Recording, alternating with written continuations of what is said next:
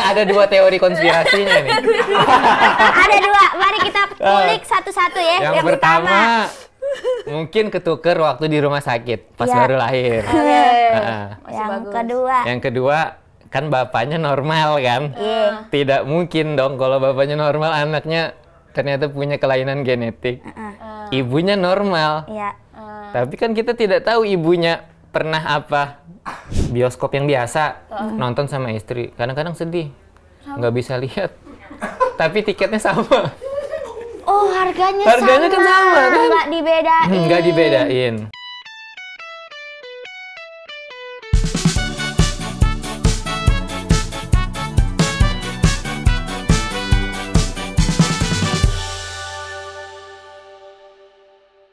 Bikin yang naas makin sip. Tuh, makin sip, salah lagi. Jadi sip. Jadi. Bikin yang naas jadi sip. Bikin yang atau lu inget, lu yang ngingetin tagline-nya ya. Ya. Jadi ketika balik gua lagi ngomong, balik lagi sama kita di Temenan Sama Nasib. Bikin yang naas jadi sip. Bersama saya Aci Resti dan saya Priska baru melek. Kenapa tuh? Karena baru bangun tidur. Kamu baru bangun tidur? Iya dong, kalau nggak bangun tidur saya tidak mungkin datang ke sini dong. Masa saya ke sini dalam keadaan tidur kan? Melek dulu kan. Loh, ada ini. Ada orang yang tidur terus ya? Ada. Teman-teman, terima kasih ya udah bertahan nonton kita. Ini Ya, episode berapa sih? Episode kesekian, dan jujur di episode ini gue excited banget. Kenapa? Karena bintang tamunya Kenapa? beda aja gitu. Beda dari yang lain. Iya. Gue juga sih. Iya. Tapi gue takut salah ngomong. Enggak. Salah ngomong kan bahaya. Iya sih, tapi ini aman sih. Tapi ini kita balik lagi ya. Semua bintang tamu yang kita undang ke sini itu sebelumnya udah kita tanya, udah kita kayak ditanya beneran nih kebersediaannya, lu iya, sedia nggak? Lu bersedia nggak kita kulik nasibnya gitu? Bersedia nggak udah mau kita ajak untuk berteman dengan nasib dan menceritakannya di sini. Jadi kalau belum berdamai sama nasib ya nggak mungkin ada di sini. Gitu ya. aja deh. Jadi apa nih? Aja.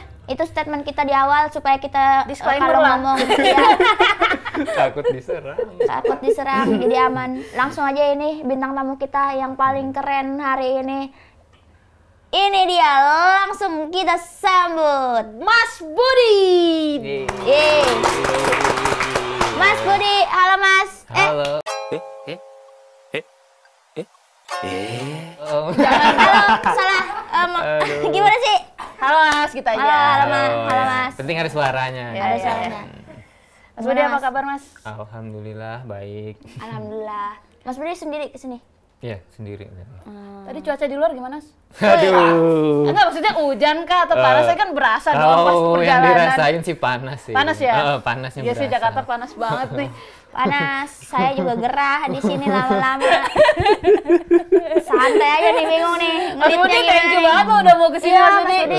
Ini ya. Kita happy banget beneran. Mewakilin selama ini ya. Priska sering ngebahas kakaknya tunanetra. Iya, makanya gue seneng kita ada Mas Budi di sini, kayak gue kayak ketemu kakak gue versi cowok aja gitu. Serius. Cowok. Iya. Mas Budi sebelumnya pernah nonton ini nggak? Dengerin Temenan Sama Nasib. Iya, sering banget. Makanya Mas Budi mau ya diundang ke sini. Mau, karena emang cerita-cerita aja lah Mas Budi ya. Iya, emang kan Temenan Sama Nasib itu orang-orang yang udah temenan sama nasibnya kan, gitu. Iya. Jadi ya aku ngerasa aja gitu, wah aku juga kan temenan sama nasib tuh. Oh iya, Jadi, benar. makanya tertarik lah. Yeay, keren banget Mas Budi. Makasih Mas Budi. Makasih Mas Budi. Aku tuh baru pertama ngelihat Mas Budi ketika di Suci kemarin. Suci iya, Suci terakhir ini ya, Iya. yang sama Yono ya, Iya, angkatan benar. Yono. Iya. Berapa besar kemarin Mas Budi? 7 besar. 7 besar. Oh, 7 tuh Enggak. angka ajaib sih. Kenapa emang? Kan 7 keajaiban dunia. Oh iya benar. Iya. Tapi Ada 8 sekarang. Oh, ada 8. Iya, yang Oh, satunya iya. aku. tapi kalau di kompetisi kayaknya 7 itu terlalu besar kan? Terlalu besar ya. Iya, terlalu besar kalau di 7 kompetisi. besar terlalu besar 7-nya kalau di kompetisi. Hai. 7 besar emang ini angka. Dulu gue kayaknya mau keluar di eliminasi juga kayaknya pas 7 besar. Oh, tapi iya, benar. ujung-ujungnya Berarti juara. Iya. Ke kikis yang bagian atasnya kan 7 gini. Jadi 7 tuh gini Mas Budi. Satu tapi miring. Iya gitu, iya benar kayak gitu 7. Dia pernah tahu. Oh iya. Pernah tahu dong. Buat teman-teman. Nah, buat teman-teman yang mungkin sebelumnya aku mau nanya. Mas Budi tuh sebelum di sini pernah diwawancara nama orang nggak? Pernah di wawancara Cing Abdel pernah. Oh iya. Berarti udah ada tuh ya cerita-cerita Mas Budi yang cerita. Emang Mas Budi maaf butanya tuh bukan dari lahir gitu karena dapat undian aja kemarin. Cok, undian Cok. Di mana undiannya tuh? Saya nggak mau ke situ. Takut ya. Jadi emang ini aja, ada kelainan genetik. Nah, terus gejalanya muncul di umur 17.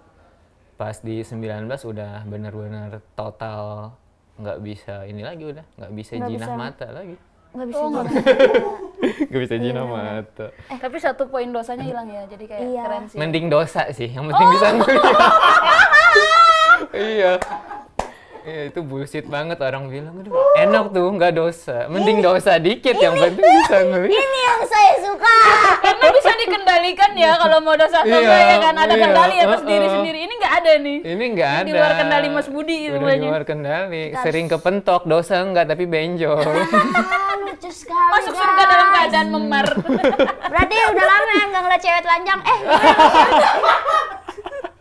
Aduh. Aduh, Udah lama banget. Mas Budi mainnya tekstur. Tekstur. Surabaya Mas Budi ya.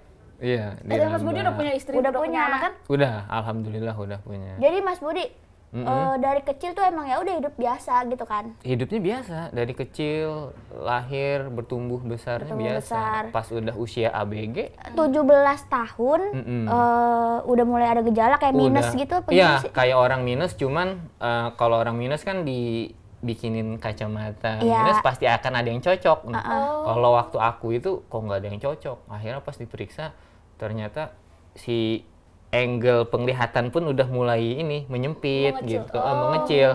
Kayaknya makin lama itu cuman fokusnya ke depan doang, yang samping kiri kanannya itu udah ketutup gitu. Hitam gitu ya? Dibilang hitam enggak, cuman ya jadi kayak bayang-bayang gitu kalau yang samping kiri kanannya gitu. Yang di depan pun lama-kelamaan yang tadinya misalkan jarak pandangnya agak jauh jadi tambah deket. Udah, jadian. Pacaran tuh. Keren Mas Budi ini berarti dia dulu sebenarnya ini ya pengen sukses ya. Iya, Makin pasti. fokus. Aduh, Fokus ke depan.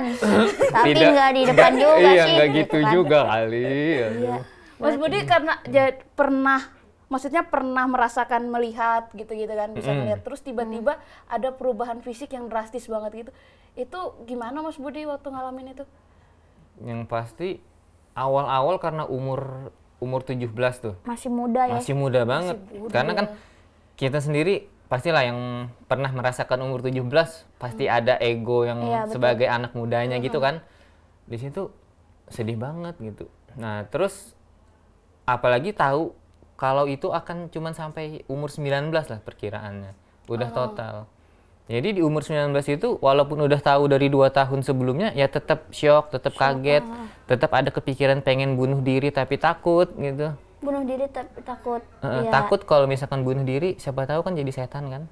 Iya, Siapa yang menjamin kalau jadi setannya tetap buta gimana? Astagfirullah. Lompat masuk jurang. Gua kira tuh takut Ya lucu banget setan kejedot anjir. Enggak, gua kira tadi takut bunuh diri tuh takut pas bunuh diri nggak mati. Iya, karena salah treatment. Talinya di kiri udah gantung. Kan belum gimana sih? Berarti dalam 2 tahun terus udah habis gelap. Udah habis gelap. Itu pas lagi apa? Sekolah SMA ya? Kebetulan waktu itu SMA. Umur SMA kelas 2. Nah, sebetulnya kalau misalkan dipaksakan pun mungkin sampai lulus bisa. Cuman maksudnya udah parah banget lah, udah rasanya ngelihatnya tuh udah low banget gitu, low vision banget. Jadi akhirnya karena sekolahnya juga di STM, jurusan teknik mesin gitu, nggak berani maksain. Akhirnya berhenti sekolah, malah ngambil paket C gitu, yang penting lulus lah gitu. Ambil paket C di umur berapa? Itu langsung di umur sebelum 19 itu udah ngambil malah. Berarti Mas Budi ini kan ini ya Ci, maksudnya dia kan pernah bisa ngelihat, pernah kayak anak-anak muda pada umumnya. Berarti pernah bandel juga kayak anak muda pada umumnya, apalagi cowok STM pula. Pernah, maksudnya tawuran. Kayak gitu-gitu. Kalau di tempatku nggak sampai yang ke tahap tawuran, cuman tahap yang congkak. Apa tuh? Congkak itu maksudnya sombong. Kita lewat di depan anak SMA itu kayak sombong banget. Karena gitu. kita embel-embel STM Oh gitu. iya, gitu. kayak pride nih, STM. Cuman kalau yang sampai berantem enggak sampai yang kayak gitu. Karena kalau STM tuh kayaknya laki banget gitu, Pris. Bener. Gitu, tapi dia nggak berani tawuran karena takut salah ngelempar gitu. Salah pukul, yang dipukul teman sendiri. Iya. Salah gitu temennya kan. Salah. Gue tuh penasaran, ini penyakit apa gen atau ada misalkan kayak kebiasaan buruknya Mas Budi, kayak misalkan sering nonton TV terlalu deket atau apa sehingga menyebabkan banyak orang yang mikir kebiasaan buruk. Biasanya kan karena yang berhubungan dengan penglihatan, entah karena terlalu deket nonton kan, atau yang terlalu banyak ngeliatin HP. Sebenarnya enggak. Jadi genetik. Genetik yang ibaratnya itu kan diturunkan tuh. Nah, tapi kebetulan orang tuaku dua-duanya normal. Berarti dari mana tuh? Mas Budi anak siapa ya? Jadi ada dua teori konspirasinya nih. Ada dua, mari kita kulik satu-satu ya. Yang pertama mungkin ketuker waktu di rumah sakit pas baru lahir. Yang kedua kan bapaknya normal kan. Tidak mungkin dong kalau bapaknya normal anaknya ternyata punya kelainan genetik. Ibunya normal. Tapi kan kita tidak tahu ibunya pernah apa. Aduh. Tapi itu pernah makan ikan sebelah gitu, nggak boleh tuh. Ya kalau di Kalimantan gitu kan. Mas Budi orang Kalimantan kan? Ya, Kalimantan. Nah, dari Kalimantan. Jadi di Kalimantan tuh banyak pantangan gitu loh Ci, kalau lagi hamil. Jadi nggak boleh makan ikan yang kayak gini. Ikan sebelah tuh katanya nggak boleh karena takut nanti anaknya sebelah penglihatannya nggak ada. Jadi di sana tuh ada ikan yang mukanya tuh cuma di sebelah sisinya nggak ada. Iya, sebelah sisinya. Ada. Ikan ini Nyonya Pap yang di salah.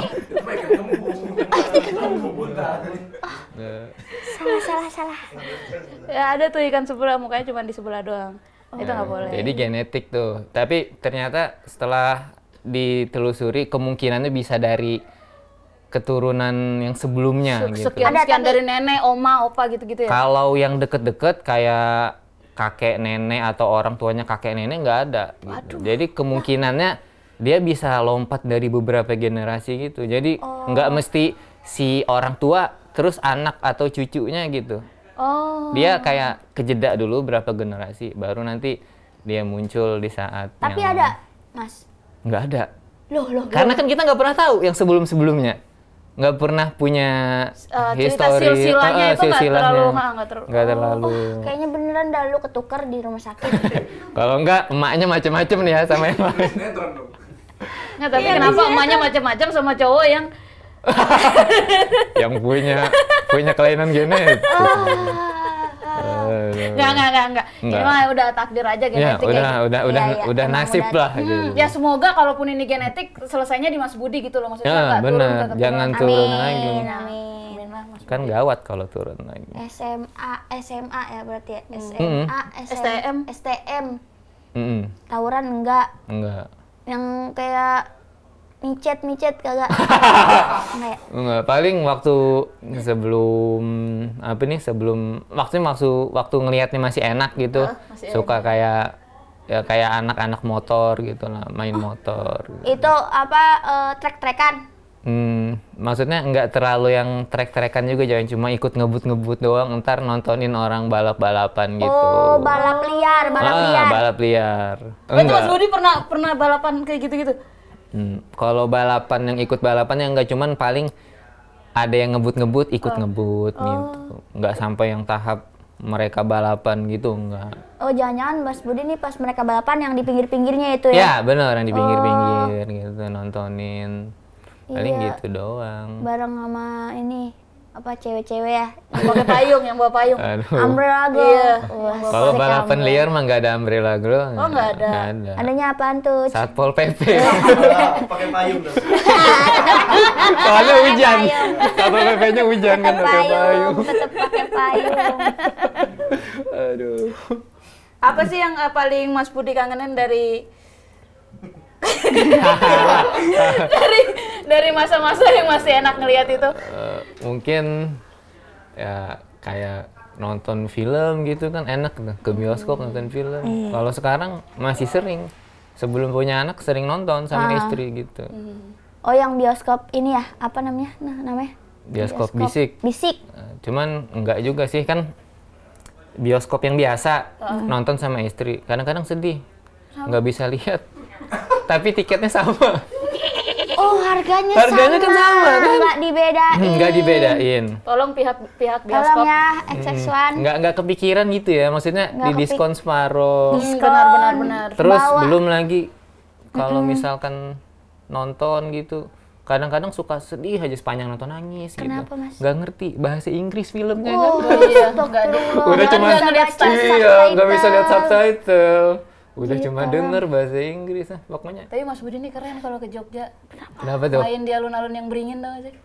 Nggak perlu sewa. Oh, aduh. Nggak perlu sewa penutup mata dia. Waduh. Mas Budi, anaknya berapa? Baru 1. Udah nikah. Nikahnya pas tahun berapa? 2021. 2000. Oh, baru dong. Baru hampir 2 tahun lah. Maret ntar tuh yang ulang tahun. Oh, pernikahan baru tuh. Mas Budi nih. Baru Umur berapa nih Kak Mas Budi? Umur 28. 28. Kenal sama bininya dari umur berapa? Waktu umur 27 kenal 2019. Setahun. Cepet juga. Jadi kalau orang yang baru kenal pasti selalu nanya, Bud, kamu nikah kondisinya udah buta. Karena mereka kan bingung kok bisa gitu kan. Orang buta nikah terus dapat istrinya yang Cantik. yang normal. Iya, iya. Tapi kan orang nggak tahu kondisiku buta. Istriku waktu nikah kan kondisinya tidak sadar. Mereka cuma mikirin kondisiku buta. Iya. gitu. Dia, bini lu kasih ini ya, Amer ya. Jadinya nggak sadar. Weh. Tadi nggak Tahu-tahu. sober-sober nih gue lihat-lihat. Ya, karena orang banyak yang kayak nggak percaya gitu, kok bisa gitu kan. Istrinya tidak kurang suatu hal, tapi mau dengan lelaki yang Iya, iya. kayak aku gitu. Tapi Mas Budi berarti, saya kan punya kakak yang tunanetra juga nih. Mm-mm. Nah, yang saya lihat di kakak saya itu, mereka itu insecure-nya tinggi banget. Nah, kakak saya itu suaminya juga tunanetra, karena dia ngerasa se-insecure itu kok untuk mencari yang Normal. Oh, yang normal. iya, yang tidak seperti dia gitu kan. Jadi dia lebih nyaman sama yang sama-sama kayak gini lah, lebih ngerasa nggak bakal dikhianatin atau apa gitu-gitu. Nah, Mas Budi sendiri tuh, maksudnya nggak punya insecure itu apa gimana? Insecure itu pasti ada, Pris. Oh, ada.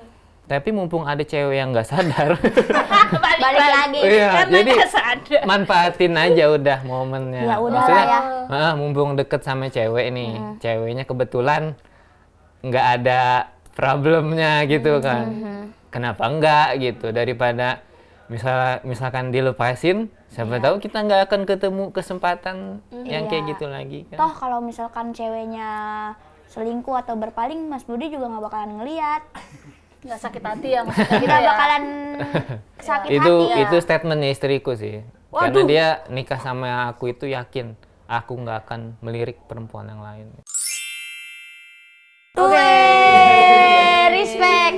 Jangan kan ngelirik iya, sudut telanjang depan dia aja ngeliat. melirik yang lain nggak mungkin, orang melirik dia aja susah. Apalagi melirik yang lain. Itu deketnya di tempat kuliah ya berarti? Iya, di tempat kuliah. Iya kan, tadi kan 2000. 2019 tuh awal. Iya, awal-awal. Tapi saya respect loh sama istrinya Mas Budi. Kenapa? Sama semua pasangan yang mau menemani pasangannya yang punya kespesialan khusus gini kayak gini kan kayak. Nah, bener tuh. Mereka luar biasa gitu. Karena tidak Iyalah, semua respect orang. nggak sama. Karena tidak semua orang bisa menerima itu. Bener. Keren banget. Siapa nama bininya? Ayu namanya. Keren Mbak Ayu. Mbak Ayu respect. Mbak Ayu ikut ke Jakarta juga merantau. Jadinya. Ikut sama bawa Sama anak anak. juga. Wah, bener. Nah, Mas Budi itu ada di tahap yang kayak kan tunanetra nih, kayak belajar mulai pakai braille atau apa gitu? Justru belajarnya itu kemarin kan jadi tunanetranya itu dari 2011. Terus sampai 2018 itu kayak nggak ada kegiatan positif lah, maksudnya kuliah juga nggak kuliah. Terus maksudnya ikut gabung sama komunitas teman-teman difabel juga enggak gitu kan. Cuma nongkrong-nongkrong yang nggak ada hasil gitu. Akhirnya pas di 2018 kenal sama teman-teman komunitas difabel gitu. Nah, di situ mulai belajar huruf braille, terus kayak mencari apa nih kegiatan-kegiatan positif lah yang bisa dilakuin sama penyandang disabilitas tunanetra gitu. Gitu. Oh, ada komunitasnya ya? Ada. Kenapa ketahuan cuma nanya ada komunitasnya ya gitu? Ada dong. Ada. Tapi kan itu nggak yang bukan yang tunanetra semua kan, macam-macam. Ya, gabungan. Jadi mereka saling melengkapi. Bener. Dan kalau dari kasus kakak saya, lingkungan yang kayak gitu bikin dia percaya diri. Nah, bener. Jadi insecure-nya itu perlahan-lahan hilang. Bahkan mereka kadang lebih bersyukur karena ada yang lebih nggak beruntung dari mereka. Ada yang lebih nggak beruntung gitu. Setelah mereka gabung kayak gitu. Temen-temen Mas Budi pada cabut nggak sih pas tahu? Nah, kalau teman-teman yang bener-bener maksudnya teman-teman di rumah gitu, itu mereka malah support. Nah, cuman dari akunya yang kayak ngerasa insecure gini nih. Kadang-kadang ngerasa mereka kok udah bisa kuliah, lulus, terus pada kerja, berumah tangga. Jadi ada perasaan kayak ketinggalan. Kenapa harus aku yang kayak gini gitu. Jadinya kayak ngerasa ngerasa paling apes, sedihnya ngerasa ketika malah sama teman-teman ya. Padahal teman-teman malah justru support gitu, tapi malah sedih gitu ya. Terus pas ketika 2018 dari psikolog mulai ketemu sama teman-teman yang tadi difabel itu, nah di situ barulah mulai merasa bersyukur. Ternyata ada yang lebih susah. Jadi ada pembandingnya ya. Ada pembanding gitu. Kita harus mencari jangan kita terus gitu yang jadi orang yang kita rasa paling apes gitu. Ternyata ada orang yang lebih apes tapi dia mampu untuk bersyukur. Benar. Emang itu sih acuan kita untuk jadi semangat ya. Kita jangan ngelihat ke atas. Lah. Kita ke bawah aja. Dia nggak bisa ngelihat. Aku nggak bisa ngelihat ke atas juga ke atas, ke bawah, ke samping. Itu sebuah ini ya. Itu bukan sebuah kiasan. Ya. Di Mas Budi artinya jangan ngerabah ke atas. Ya, rabahlah ke bawah, siapa tahu ada yang lebih. Jangan mendangak ke atas, ke bawah sesekali. Mas Budi ini kan komika kan? Komika. Biasa kan kita tuh identik dengan komika itu adalah orang-orang yang menceritakan keresahannya yang udah diajak berdamai gitu. Jadi apakah Mas Budi menjadi komika karena ingin berdamai atau karena udah berdamai makanya jadi komika? Nah, kalau awalnya loh Pris, kadang-kadang kan manusia itu sampai ke tahap yang dimana saking dia bersyukurnya walaupun itu sesuatu yang berat buat orang lain ya mungkin tapi dia merasa nyaman banget, udah temenan banget sama nasibnya itu. Respect. Jadi yang nomor 1, nomor 2 laki-laki, nomor 3 perempuan, terus aku yang keempat laki-laki ya. Yang di atas kan normal semua gitu. Cuman aku lah yang diwariskan. Orang warisannya lumayan. Nggak warisannya. Nggak dibagi-bagi.